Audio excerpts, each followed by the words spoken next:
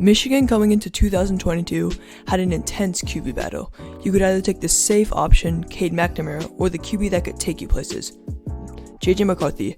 After each QB got a game against a cupcake team, Harbaugh ultimately chose the 5-star QB true sophomore, JJ McCarthy. Today I will be recapping and telling the stories of both QBs coming out of high school to now and giving my take on Harbaugh's decision. If you like this video, make sure to subscribe because I post high quality videos on NFL, college football, college basketball, and Major League Baseball mixed in with some shorts as well. Without further ado, let's get into this. Cade McNamara was recruited out of DeMonte Ranch High School and committed to Michigan on March 16, 2018. He was a 4-star and the 7th ranked pro-style quarterback in the class of 2019 and had interest from teams such as Michigan, Notre Dame, Alabama, Georgia, USC, Wisconsin, among others. He was very good in high school, being the top-rated high school player in Nevada, setting state records with 12,804 passing yards and 106 touchdown passes in his high school career. Michigan had been coming off mediocre QBs for a while, and at the time, Shea Patterson looked like he was going to be the savior, but that would not end up being the case. But anyways, he committed to a rather past disappointing QB team, but had a lot of depth at the position, but hadn't had a truly good QB since Denard Robinson in 2011. But like I said, they had depth, including Joe Milton, a 4-star QB in the class of 2017, and the 9th-ranked pro-style QB, and of course their starter Shea Patterson, the Ole Miss transfer, who was a junior who had high hopes around for the next 2 years at least. So it would be a battle. They also had Jake O'Corn. With all the competition, he would be redshirted in the 2019 season, which ended up being Patterson's final year. He was solid, but not great, and could not beat Ohio State. I'm talking about Shea Patterson, the team that Michigan could not get over the hump. But also in 2019, JJ McCarthy committed to Michigan.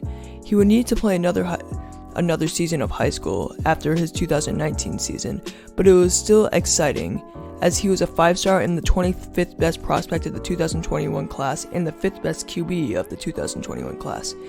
He was known for his crazy athleticism and his rocket arm, but he could also run, a true dual-threat guy. He had seen a great deal of success there, and over the course of a time, he won a national championship at ISG Academy in 2020, finishing his high school career with a 36-2 record, starting 7,905 career passing yards, 94 touchdowns, and 13 interceptions, which would happen in the future. Though a lot of that would come after his 2019-20 season, before this timeline. But anyways, after Shea Patterson's final year in 2019 at Michigan, it would be time for McNamara's freshman year. Like I mentioned earlier, Milton would get hype as well, and as a redshirt junior, it was his team. And McNamara was the backup in case anything went wrong, though not much people expected to see Milton lose the job. And in his first game of the 2020 season, Milton looked good, throwing for 225 yards and a touchdown in a win over number 19 Minnesota.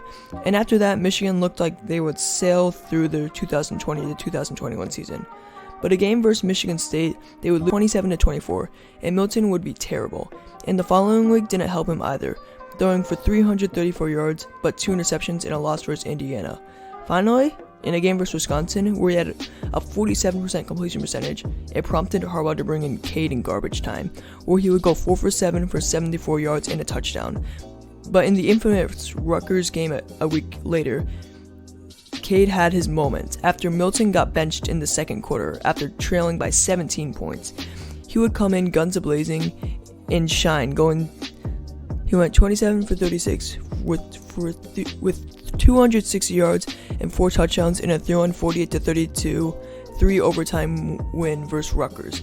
Cade really came in and became a leader, prompting a very inspirational speech. What happens if we went out, huh? Who's gonna remember all the games before, man? We went out. We did our job. We said we're gonna dominate the second half of the season. Yes, sir! Then, versus Penn State, he would play lackluster, but got injured, completing only 47% of his completions. But he gave them a spark, and heading into the 2021 season, JJ could be the starter, but was too young, and McNamara was by far the best option. Michigan had a 2% chance of winning the Big Ten, but like a boss, McNamara shocked everyone, dismissing McCarthy, breathing down his neck, and going 12-2, defeating Ohio State. and making the college football playoff, completing 64% of his passes for only 2,576 yards, 15 touchdowns, and 6 interceptions. These stats are mediocre, and sure, it was a heavy run offense, and in games, Cade was extremely limited, with his only 300-yard plus game going in a loss against Michigan State, and JJ looked promising while being one of the most hyped QB prospects, only throwing 59 passes, but in completing 57.6% of them, for 5 touchdowns and 2 interceptions and a fumble over his Michigan State, the only game where he really wasn't in garbage time as much. But it didn't matter at the time. Michigan fans were sometimes wondering if JJ could propel them, but Cade had done the unthinkable, beating Ohio State and giving them a college football playoff berth, even if it was very underwhelming stat line, where he hadn't been asked to be the main focal point of the offense and was at best a game manager. But Haskins had over 1,000 rushing yards and Corum had over 900 yards, and McCarthy became a lethal running threat as well, with 124 yards on 267 attempts and 2 touchdowns. The thing is, everyone knew it wasn't Cade that was carrying the team, and that he couldn't lead the team to places in a more pass-heavy offense.